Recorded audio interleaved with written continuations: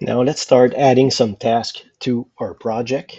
So we're gonna have a cleaning task, and this will include some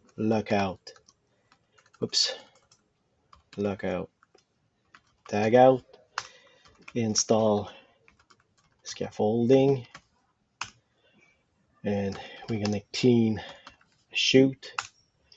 Then we will have some maintenance operation with inspect and repair conveyor, inspect, whoops, and repair chute. Then we'll restart operation,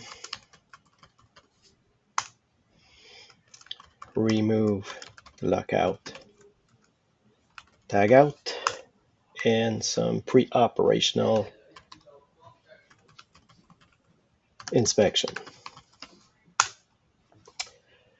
So I want those three tasks to be subtasks of cleaning. So I'm gonna select them and indent them.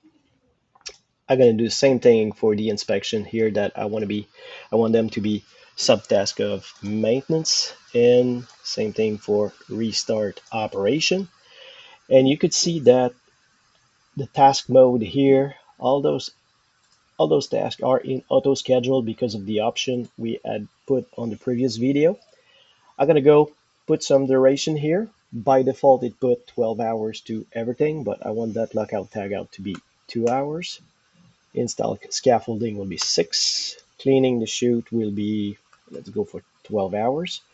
Inspecting that conveyor will be 6 hours. And inspect and repair the chute will be, let's go for 24-hour operation.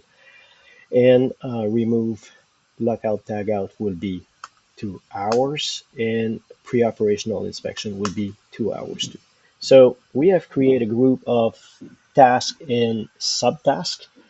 Uh, we had put some time in them, and in the next video we will see how to link all those tasks together.